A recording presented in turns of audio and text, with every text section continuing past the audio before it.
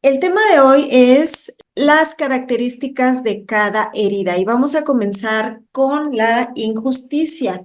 El origen de injusticia es experimentada por el padre del mismo sexo y esta aparece entre los 4 y los 6 años de edad, más o menos. Esto surge en esa edad porque es cuando el niño empieza a separarse de sus padres cuando se da cuenta que no está pegado a su padre o a su madre, se da cuenta que empieza a tener diferencias, que a lo mejor su físico no es igual, que habla diferente, que se puede mover de diferente manera, etcétera. Entonces, la herida de injusticia surge justamente en esa etapa, en ese periodo. ¿Cómo es el cuerpo de la herida de injusticia? Es un cuerpo recto, es rígido, lo más perfecto posible. Las personas que se paran así derechitas y que caminan sin mirar al suelo. Es bien proporcionado, talla pequeña que se ajusta con un cinturón, una cinta, etcétera. Pero los movimientos sí son rígidos. Esto no significa que la persona sea torpe o que el cuerpo se vea tosco, no, al contrario, simplemente se ve todo el tiempo como erguido, ¿ok? Y tiene rigidez generalmente en nuca y cuello.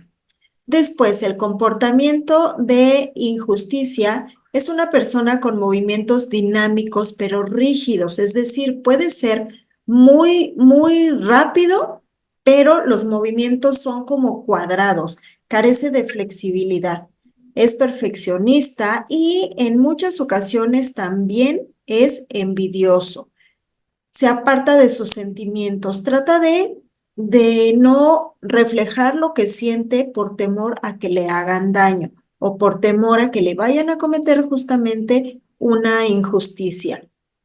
Busca la perfección en todo momento y siempre se está justificando. Que si algo le salió mal, se justifica. Que si algo no pudo hacer, se justifica. Que si llegó tarde, se justifica. Todo el tiempo. Esto es muy recurrente. Y le resulta súper difícil admitir que tiene problemas o que es culpable de algo. Pero aquí viene otra cosa. Suele dudar casi siempre de las elecciones que hace. Si decide ponerse una corbata en lugar de otra, ya cuando sale directo al trabajo empieza a dudar. ¿Lo hice bien? ¿Será que me veo bien? ¿Será que sí combina? Etcétera, ¿no? Y así para todo. Le gusta mucho el orden, tiende a controlarse y controlar a las personas, pero se exige mucho. Entonces, como se exige a sí mismo, también tiende a exigir a las demás personas porque lo que espera es que la respuesta sea igual, que todos actúen de la misma manera, que sean educados, atentos, ordenados, limpios, etcétera.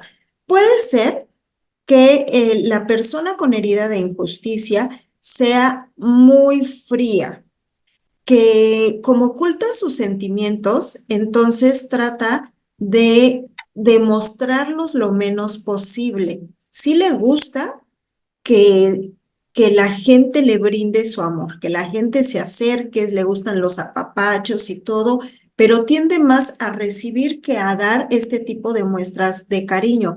Le cuesta muchísimo mostrar afecto. Ahora, su principal temor es a la frialdad. Justamente cuando la gente empieza a comportarse de manera fría, recelosa, como que a no demostrar sus sentimientos con la persona de injusticia, eso le pesa muchísimo. A pesar de que injusticia hace justamente esto, cuando alguien más se lo hace o cuando recibe las mismas acciones, entonces le pesa. Y su máscara justamente es la rigidez. Le gusta mucho que todo el tiempo lo estén alabando, que le reconozcan, que le aplaudan, que le feliciten siempre. Le gusta ser el centro de atención, pero además que la gente lo alabe, que le casi que le rinda pleitesía, ¿no? Quiere sentir o siente en muchas ocasiones que merece una recompensa por las cosas que hace, dice o piensa, y espera que las demás personas se la brinden. Esto es una expectativa que muchas veces le trae conflictos, porque si la gente no hace lo que desea, entonces empieza a sentirse mal o le da un poquito como de coraje, entre coraje y tristeza, ¿no? Ahora, injusticia, le cuesta mucho trabajo recibir regalos. ¿Por qué? Porque se siente en deuda, siente que tiene que recibir, digo, perdón, siente que tiene que dar regalos también para estar bien, para estar en paz. Entonces, si alguien le ofrece algo, aunque sea de corazón, su cabeza es, sí, gracias, pero te lo tengo que compensar con algo, te lo tengo que pagar. Por ejemplo, son esas personas que si tú le regalas, no sé, un postre que hiciste, le das el topper y se siente con el compromiso de devolverte el topper lleno con otra cosa. Y eso a veces le genera un conflicto porque no sabe qué hacer, no sabe cómo volver a llenar el topper, qué ponerle para llenar y además para complacer a la otra persona. Y esto si recibe el regalo, porque generalmente es de rechazarlos. No se siente en comodidad cuando le están regalando algo. Hablando de heridas de la infancia, vamos a ver humillación ahora. El origen de humillación se da entre el desarrollo de las funciones físicas del cuerpo. Es cuando el niño o la niña comienzan a ir al baño solos, a comer solos, aprenden a limpiarse, a lavarse los dientes, cuando ya hablan más, cuando ya son capaces de mantener una conversación un poco más larga que simplemente los monosílabos que suelen decir los niños cuando están pequeñitos, ¿no? Comprenden ya las conversaciones y, repito, son capaces de responder. Y es cuando se dan cuenta también de que existe la sexualidad.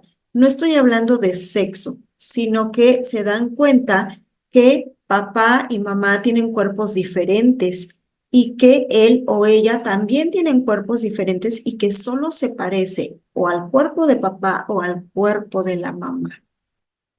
También esta herida generalmente sucede con la madre, porque la madre es la que está más tiempo con el niño o la niña enseñándole todo lo que debe saber para poder despegarse de los padres y hacer sus cosas por sí mismo.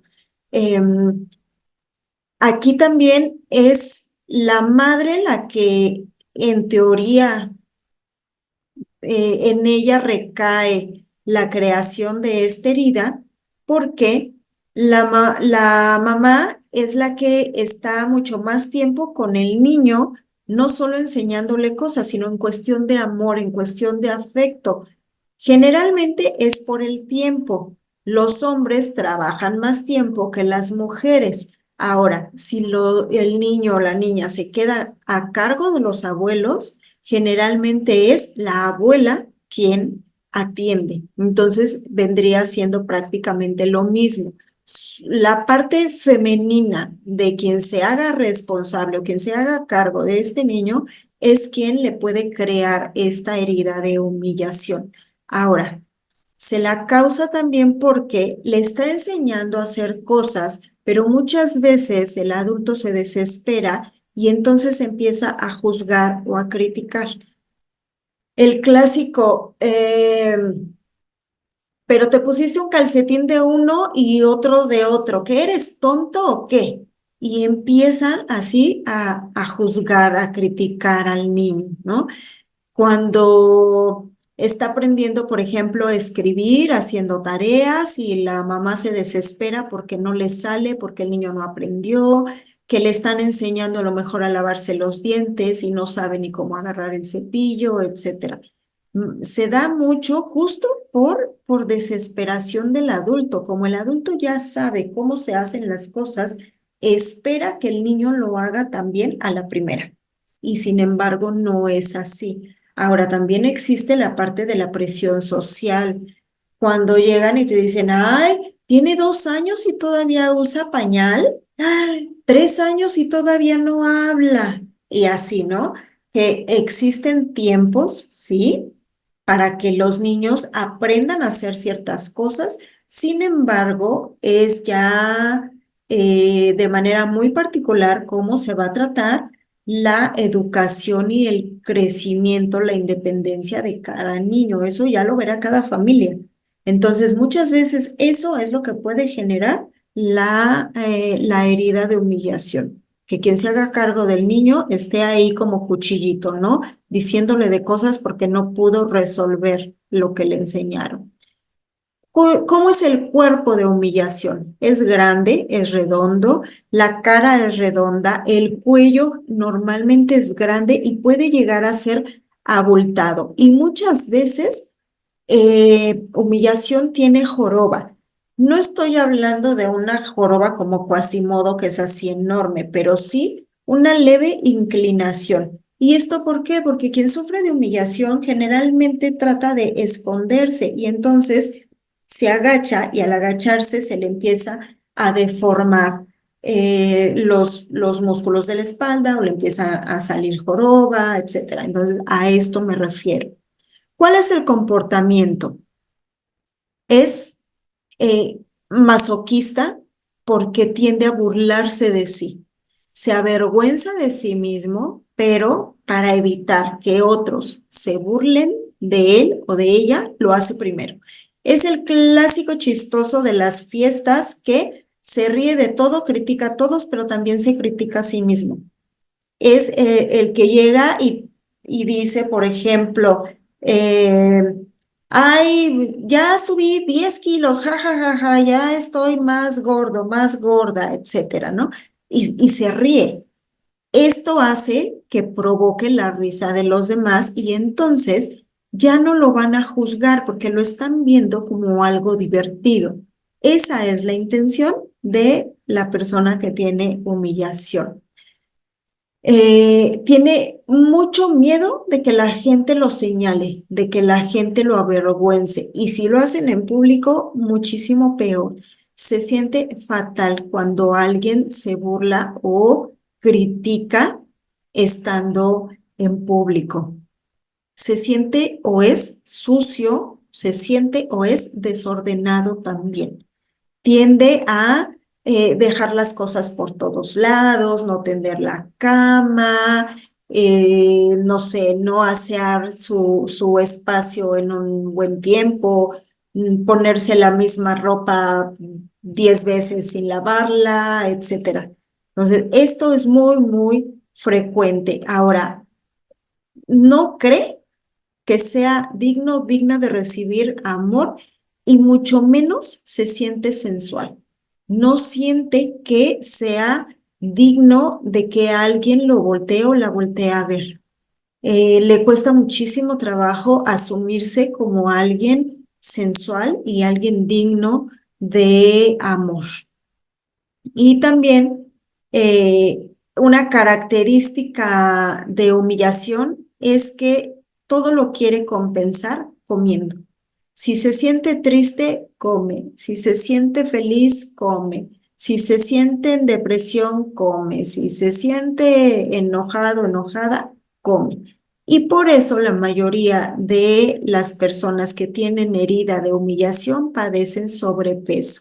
Puede ser un sobrepeso mínimo incluso, pero sí puede llegar incluso a obesidad mórbida, porque existe la creencia de que al momento que estás comiendo te generas peso, que engordas, esa es tu protección.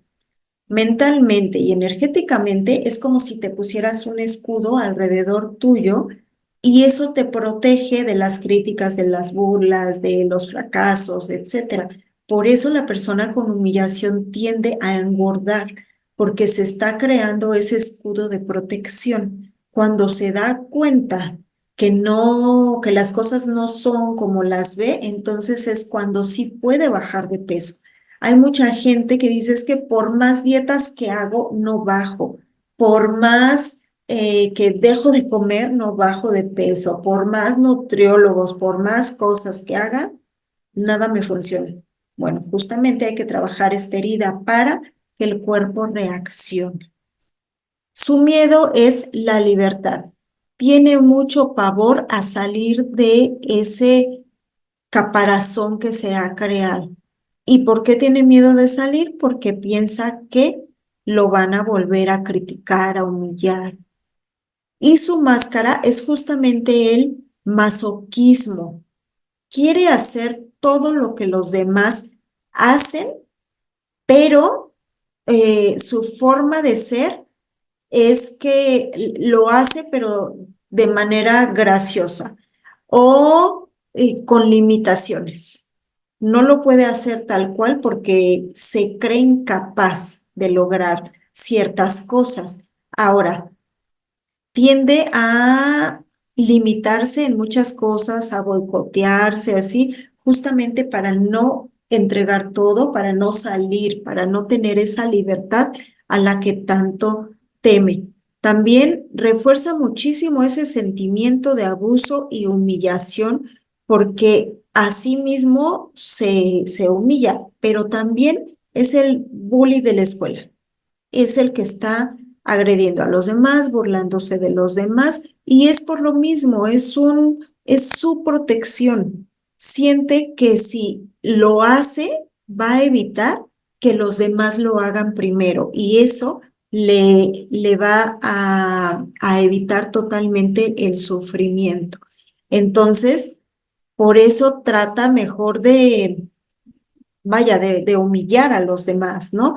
Ahora, también tiende a hacer que, las demás personas crean, a quienes humilla, que esas personas crean que no pueden hacer las cosas sin él.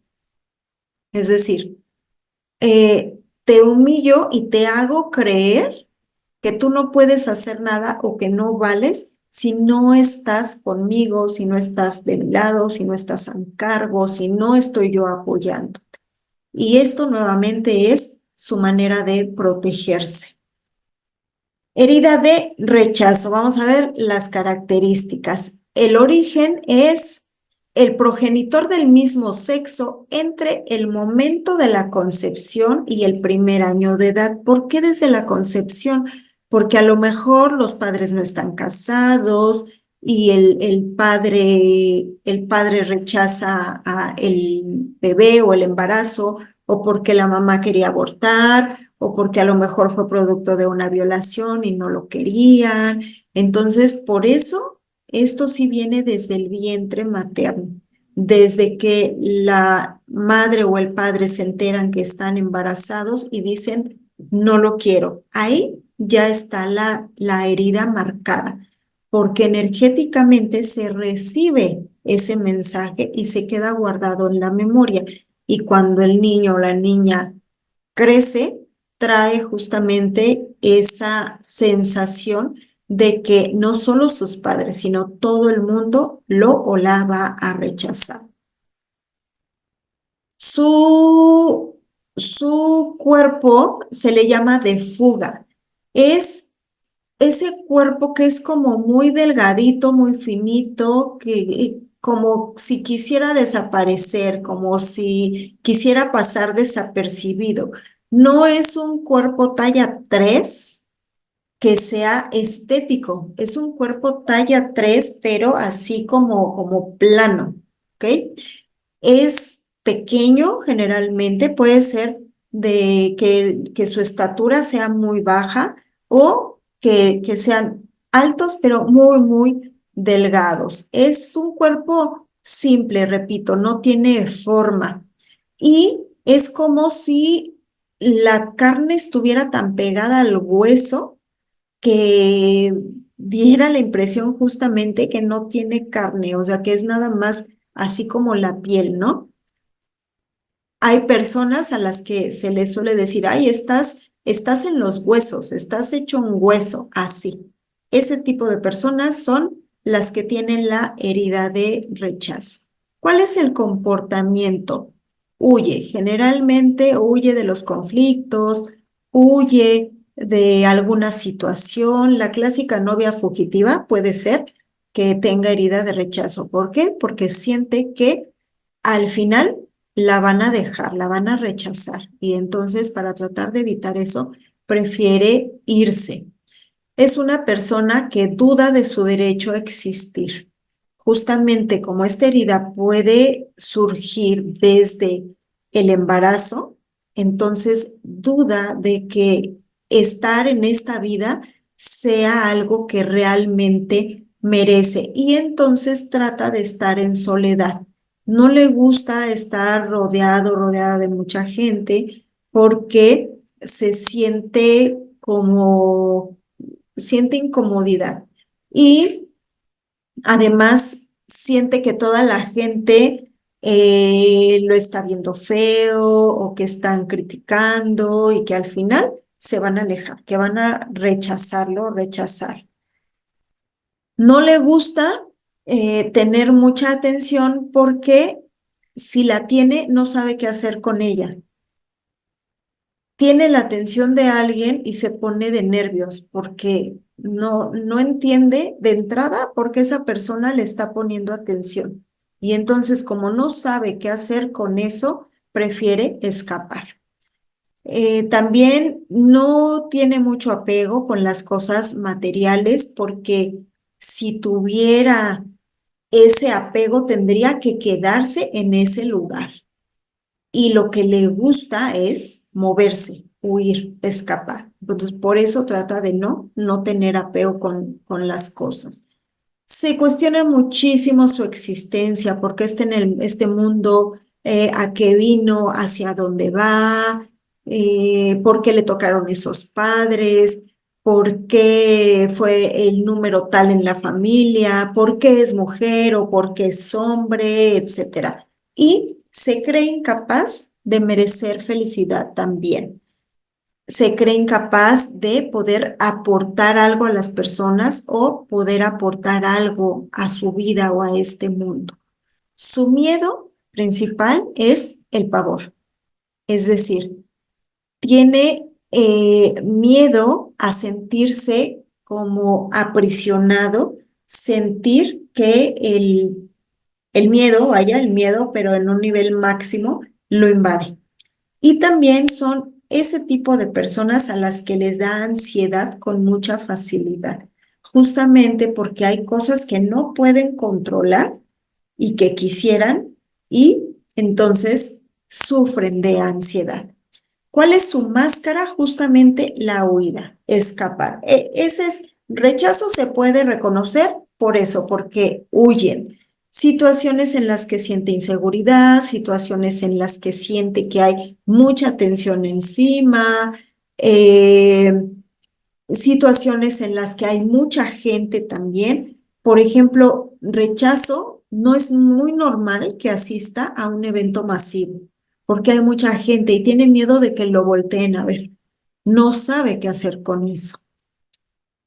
Características de la herida de abandono. Su origen es con el progenitor del sexo opuesto y surge entre 1 y los 3 años de edad.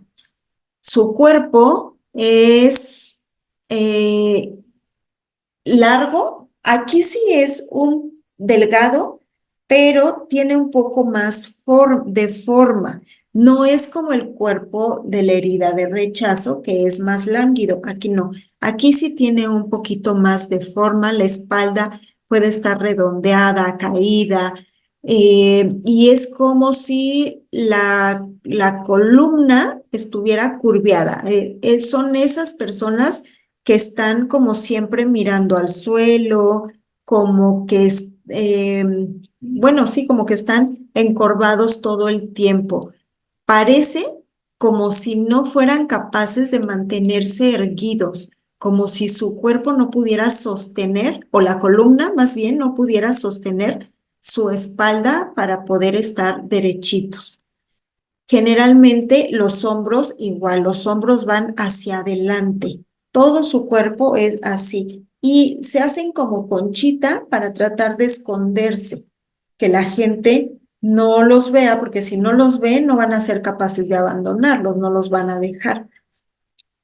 Su comportamiento. Siempre pide la opinión de los demás o la aprobación de los demás. Cuando hacen algo o cuando tienen alguna idea, cuando quieren realizar alguna actividad, siempre van a preguntar primero, necesitan tener ese soporte para poder llevar a cabo lo que quieren hacer o lo que están pensando. No se sienten lo suficientemente capaces emocionalmente como para acercarse a alguien o enfrentar alguna situación. Emocionalmente se sienten como pobres, como disminuidos y por eso es que también necesitan constantemente el apoyo de los demás. No importa si se trata de cambiar un foco, a lo mejor saben que pueden hacerlo, pero necesitan que alguien venga y lo haga en su lugar. Aquí, en la herida de abandono, tratan de estar con gente y retenerla todo el tiempo. No soportan que la gente se aleje. Y si esto sucede por alguna razón, ya sienten que fueron culpables de ello, de que alejaron a la persona y que la persona ya no va a regresar, que los abandonó ya definitivamente. Suelen estar felices, pero de repente, pum, les da el bajón. Y entonces tienen este tipo de altibajos en los que se despiertan felices y 2 horas más tarde ya están totalmente tristes o con enojo, por ejemplo. Son dramáticos a más no poder y les gusta mucho hablar de ellos mismos. Son el clásico yo-yo. Yo hice, yo dije, yo fui, yo armé, yo pensé, yo comí, yo lo que sea. Incluso son esas personas que suelen imitar. Si tú estás diciendo, ay, es que salí de mi casa y me encontré a mi vecina que me platicó ciertas cosas, la herida de abandono siempre va a decir, ah, yo también el otro día que salí de mi casa me encontré a una vecina y también me platicó lo mismo. Así, tratan siempre de tener este tipo de atención. Como ya vieron que funcionó en la otra persona, entonces tratan de replicarlo para tener también esa atención y retener a las personas que están ahí en ese momento, ¿no? Su mayor miedo es la soledad. No les gusta estar solos, no les gusta sentir que fallaron, que la gente se les fue. Cuando una pareja termina con ellos es de lo peor. No soportan que las parejas los abandonen. La máscara de la herida de abandono es la adicción. Son adictos a recibir atención de la gente y son esas personas que pueden llegar incluso a enfermarse con tal de tener a la gente ahí con ellos, a que les preguntes cómo estás, qué necesitas, qué hago, vengo a quedarme contigo, etcétera. Pueden utilizar cualquier estrategia con tal de mantener a las personas cerca. Necesitan sentirse respaldados, apoyados y en compañía para poder ser felices. Ahora, en cuanto al drama, que esta también puede ser su máscara, hasta la cosita más pequeña puede generar ya un dramononón, ¿no? Así, un drama desproporcionado, que se cortaron el dedo de la mano. Uno ya gritan y hacen un show tremendo con tal de que la gente los voltee a ver y les dé su atención. ¿Qué tienes? ¿Qué necesitas? ¿Qué te pasó? ¿Qué hago? ¿Te llevo al médico? ¿Te curo? ¿Te ayudo? Así, les encanta tener esa atención. Las características de la herida de traición. El origen de esta herida emocional se da con el progenitor del sexo opuesto entre los 2 y los 4 años de edad, que es justamente cuando comienza a surgir la energía sexual y aquí surge el complejo de Edipo o el complejo de Electra. Entonces, es cuando los niños tienden a apegarse más a sus papás, a verlos como ídolos. Cuando ese ídolo se les cae, se cae su mundo. Todo se les derrumba y ya no pueden con eso, ya no pueden estar bien.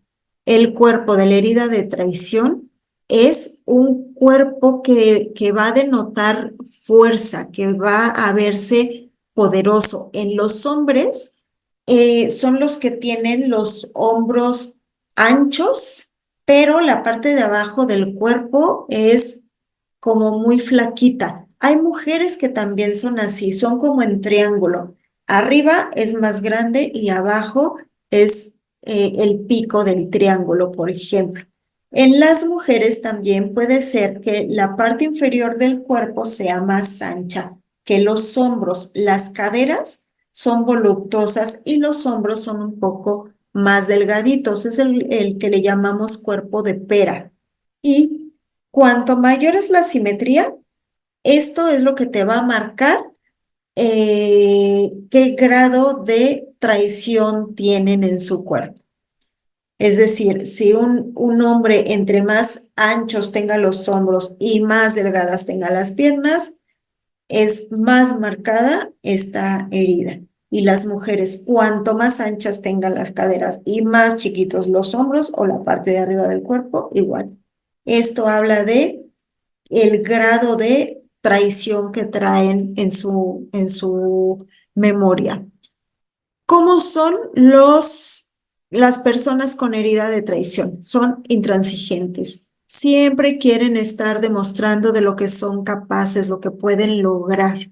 Siempre están en competencia, siempre quieren ganar, llegar en primer lugar, ser los únicos, atraer la atención de todos también. Es la persona que siempre te va a interrumpir cuando estés hablando con una pregunta, con una opinión, con lo que sea, pero siempre va a interrumpir. Y también tiende a terminar las frases de la otra persona. Es decir, si tú estás hablando con alguien que tenga traición, no te va a dejar terminar lo que le quieres decir. Se va a adelantar a lo mejor a contestarte. Se va a adelantar a terminar esa frase. Y esto se hace como para que veas que están en el mismo canal y generes una empatía. Y esa empatía te ayude más bien le ayude a que te quedes ahí para la otra persona. Ahora, se enoja cuando las cosas no salen como quiere, cuando no se hacen lo suficientemente rápido como quisiera, cuando no están bien hechas o hechas a su manera. Se enoja y tiende muchas veces a explotar. Sí expresa el enojo, se hace notar. Se considera personas trabajadores, muy responsables, muy atentas, son los que llegan temprano al trabajo, los que se van al último, los que siempre entregan en la escuela, por ejemplo, son los que siempre entregan el examen primero, son los que entregan todo de manera muy limpia, muy ordenada, etcétera. Pero tienen muchas dificultades para confiar. Les cuesta muchísimo delegar también. Entonces, por ejemplo, pueden ser líderes, pueden ser jefes en un empleo, pero siempre terminan haciendo las cosas de todos, porque no creen que los demás sean capaces de hacerlo. Siempre tiene que estar detrás de ellos, siempre tiene que estar revisando todo y repito, al final siempre termina haciendo las cosas porque tienen que estar a su modo, ¿ok? Y su principal temor es la separación, que la gente abandone, que la gente traicione, que hablen a sus espaldas, que se le vayan. A esto le teme mucho. Y su máscara es el control, porque con eso contiene a la gente para que no se le vaya. Son controladores en exceso y otra de las máscaras es justamente que son buenos líderes, pero les cuesta trabajo delegar. Es decir, dan la impresión de que como mi jefe me estás apoyando, me estás ayudando y sin embargo estás haciendo tú las cosas al final, ¿ok? Son buenos proveedores, pero todo controlan. Entonces, el que te trae la despensa, el que te compra tu ropa, el que te regala zapatos, el que te hace todo, ¿por qué? Porque está controlando lo que consumes, lo que vistes, lo que calzas, lo que usas, todo. Es una manera muy sutil de poder controlar a los demás y repito, para que no se vayan, para volverlos dependientes. Y constantemente necesita estar verificando que los demás están en su mismo canal, que están haciendo lo que les pidió, que están usando lo que les regaló, así. Y esto le ayuda básicamente a saber que sí puede confiar. Si alguien le demuestra que está haciendo las cosas como las pidió, entonces tiende como a acunarlo, a quedarse con esa persona, a protegerlo. Pero si esa persona algún día habla mal o le queda mal con algo, ya lo perdió para siempre, porque siente que apareció nuevamente la traición. Ahora, también tiende a esperar que toda la gente esté de acuerdo con lo que cree o con lo que piensa o con lo que está diciendo. Por ejemplo, en cuestión de religión, si están en medio de una conversación, quiere que todos opinen lo mismo acerca de sus creencias religiosas. O quiere que en una reunión de trabajo todos estén de acuerdo y apoyen sus propuestas. Esto tiende a hacerlo muchísimo, porque si no lo hacen, se siente en traición.